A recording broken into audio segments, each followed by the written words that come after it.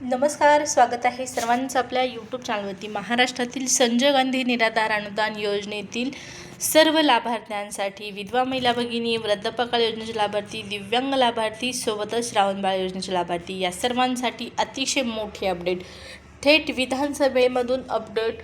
6,000 रुपये हप्ता, 2,500 रुपये हप्ता रद्द, 6,000 रुपये हप्ता लागू या संदर्भात आजच्या या व्हिडिओमधून आपण माहिती जाणून घेणार आहोत। त्यामुळे नक्कीच व्हिडिओ महत्त्वाचे आहे, स्किप करायची नाही, शेवटपर्यंत पाहायचं आहे। सोबतच एक विनंती असणार आहे, तुम्ही जर चॅनलवर पहिल्यांदा आला असाल तर चॅनलला सबस्क्राईब करून ठेवा, जेणेकरून या योजनेच्या अशाच महत्त्वपूर्ण अपडेट तुम्हाला वेळेवर मिळत राहतील। चला तर मग आजच्या या व्हिडिओला सुरुवात करूया।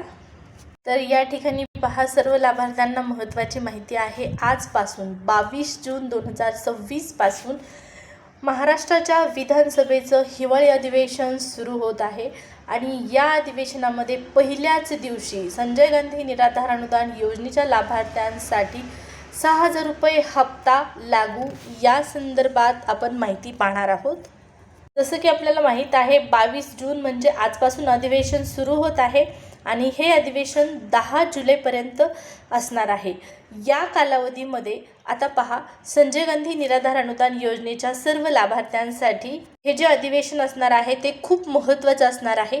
तुम्हाला माहीत असेल, मागच्या अधिवेशनामध्ये संजय गांधी निराधार अनुदान योजनेतील लाभार्थ्यांपैकी दिव्यांग बांधवांना 1,000 रुपये अनुदानाची वाढ झालेली होती।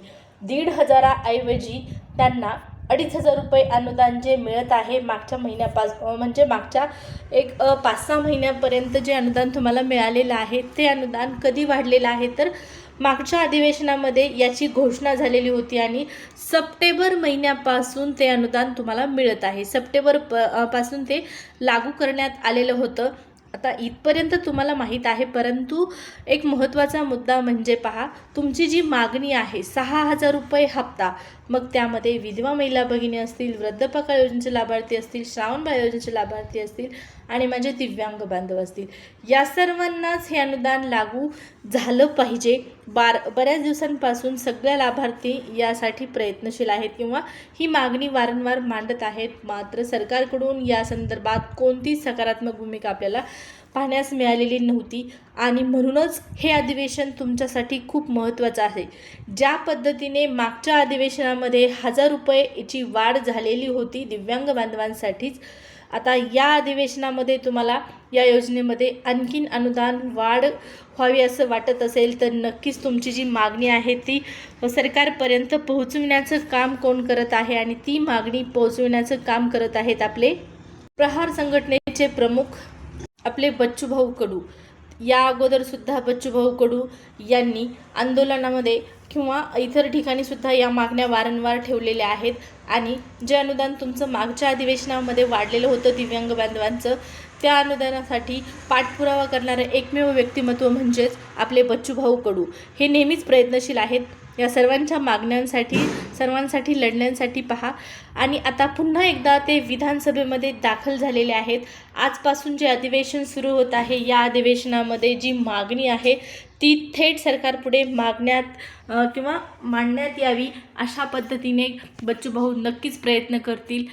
कारण आपल्याला माहीत आहे, या अगोदरसुद्धा बच्चूभाऊ कडूंनी विधानसभेमध्ये असो किंवा सरकारपुढे ही मागणी लावून धरलेली होती आणि सरकारने एक गोष्ट सांगितलेली होती की सद्यस्थितीला अनुदान वाढीसाठी पहा सकारात्मक ते नव्हते किंवा सकारात्मक दृष्टिकोन त्यांचा नव्हता, आपल्याला माहीत आहे, आणि फक्त 1,000 रुपयाचं अनुदान वाढलेलं होतं। मात्र हे अधिवेशन अत्यंत महत्त्वाचं असणार आहे। या अधिवेशनामध्ये सरकारने हा निर्णय घेतलाच पाहिजे की सर्व लाभार्थ्यांना सरसकट, फक्त एकाच लाभार्थ्यांना, एकाच विभागाच्या लाभार्थ्यांना अनुदान वाढवणं हे चुकीचं आहे। त्यांना वाढवले हे चांगली गोष्ट आहे, परंतु एकाच लाभार्थ्यांना म्हणजे एका विभागातील लाभार्थ्यांना हे वाढवणं चुकीचं आहे। सरसकट लाभार्थ्यांना हे अनुदान वाढलं पाहिजे। विधवा महिला भगिनींना सुद्धा अनेक अडचणी असतात, आर्थिक अडचणी असतात। पहा, घरातील कर्ता पुरुष गेल्यामुळे संपूर्ण कुटुंबाची, मुलांच्या शिक्षणाची त्यांच्यावरती जबाबदारी असते आणि तुम्ही जे अनुदान देत आहात ते महागाईच्या तुलनेमध्ये अत्यंत तुटपुंज आहे, खूप कमी आहे। महागाईचा भडका किती वाढलेला आहे तुम्हाला माहीतच असेल। पहा, तेलाचे भाव 200 रुपयापर्यंत गेलेले आहेत आणि जे 1,500 रुपयाचं अनुदान तुम्ही देत आहात ते तुलनेमध्ये, महागाईच्या तुलनेमध्ये खूप खूप खूप कमी आहे. त्यामुळे नक्कीच या अनुदानामध्ये वाढ होणं गरजेचं आहे आणि या अनुदानामध्ये वाढ करण्यासाठी विधानसभेचं जे हिवाळी अधिवेशन आहे ते महत्त्वपूर्ण ठरणार आहे. अधिवेशनामध्ये कोणत्याही योजनेमध्ये अनुदान वाढ करण्याचा निर्णय घेतला जाऊ शकतो, मात्र तो निर्णय घेण्यासाठी सरकारपुढे ती मागणी मांडणं गरजेचं आहे आणि ही मागणी मांडण्यासाठी बच्चूभाऊ नेहमीच प्रयत्नशील असतील. आपण पाहिलेलं आहे. आपण आशा करूया किंवा बच्चूभाऊंना विनंती करूया की विधानसभेच्या अधिवेशनामध्ये पहिल्याच दिवशी 6,000 रुपये अनुदान वाढी संदर्भात सरकारला तुम्ही निर्णय घेण्यासाठी किंवा या ठिकाणी पहा, या निर्णयावर विचार तरी करण्यासाठी, जरी समजा 6,000 रुपये नाही झालं तर कमीत कमी 5,000 रुपये तरी अनुदान वाढलं पाहिजे. अशा पद्धतीने तुम्ही ती मागणी सरकारपुढे मांडा. सरकारला या मागणीवर अनुदान वाढी संदर्भात निर्णय घ्यायला भाग पाडा. आता तुम्ही म्हणत आहात 6,000 रुपयाच्या ऐवजी 5,000 का? तर पहा, ज्या पद्धतीने आपल्याला माहीत आहे मागच्या अधिवेशनामध्ये सुद्धा काय झालेलं होतं की आपल्याला फक्त 1,500 रुपये म्हणजे 1,500हून 2,500 रुपये फक्त आणि फक्त 1,000 रुपयाचं अनुदान वाढ केली होती आणि तेव्हासुद्धा बच्चूभाऊ यांच्या मागणीचा विचार केला गेला होता आणि म्हणूनच या अधिवेशनामध्ये सुद्धा बच्चूभाऊ यांच्या या मागणीचा विचार करायला सरकारला त्यांनी भाग पाडलं पाहिजे आणि अधिवेशनामध्ये या योजनेतील अनुदानात नक्कीच वाढ झाली पाहिजे. ही प्रत्येक लाभार्थ्याची मागणी आहे. प्रत्येक संजय गांधी निराधार योजनेच्या लाभार्थ्यांचं म्हणणं आहे.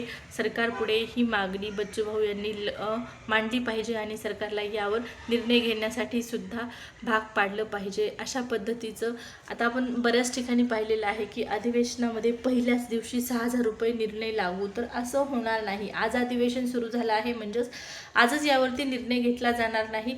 तुम्हाला माहीत आहे 10 जुलैपर्यंत हे अधिवेशन असणार आहे आणि 10 जुलैपर्यंत ज्या काही अपडेट, जे काही निर्णय अनुदान वाढी संदर्भात असो किंवा या योजनेतील लाभार्थ्यांसाठी महत्त्वपूर्ण जे काही निर्णय असतील ते तुम्हाला आपण नक्की चॅनलच्या माध्यमातून त्यांची माहिती देण्याचा प्रयत्न करणार आहोत. आजचा पहिलाच दिवस आहे. पहिल्याच दिवशी अधिवेशनामध्ये नेमकं काय घडतं, संजय गांधी निराधार अनुदान योजनेसंदर्भात काय निर्णय घेतले जातात हे सुद्धा पाहणं महत्त्वाचं आहे. तर जशी अपडेट येईल तसं तुम्हाला कळवण्यात येणार आहे. परंतु सध्या स्थितीला एवढंच सांगायचं होतं की अधिवेशन खूप महत्त्वाचं आहे आणि अधिवेशनामध्ये 6,000 रुपये वाढ, 6,000 रुपये जे अनुदान वाढ तुमची मागणी आहे त्यासाठी सरकारला ती मागणी तुम्ही केली पाहिजे किंवा सरकारपुढे ती मागणी मांडली आणि त्यासाठी तुमचं म्हणणं सरकारपर्यंत पोहोचवण्याचं काम बच्चूभाऊ कडू हे करत आहेत. मात्र त्यांच्यापर्यंत तुमच्या मागण्या कशा पद्धतीने पोहोचतील हे देखील तुम्ही पाहिलं पाहिजे. कारण फक्त एकच व्यक्ती यावर काम करून चालणार नाही, तर प्रत्यक्ष लाभार्थ्यांनी सुद्धा या संदर्भात सुद्धा काम करणं गरजेचं आहे. अप्रत्यक्षरित्या सुद्धा तुम्ही यासाठी तुमचा सहभाग देऊ शकता. बच्चूभाऊ कडू यांच्यापर्यंत तुमच्या मागण्या मांडण्यासाठी तुम्ही प्रयत्नशील असणं गरजेचं आहे. तेव्हाच ज्यावेळेस तुम्ही स्वतः प्रयत्नशील असाल त्यावेळेस सरकारपुढे त्या मागण्या मांडण्यात येतील आणि यावरती काहीतरी निर्णय घेतला जाईल ज्यावेळेस तुम्ही प्रयत्नशील असाल.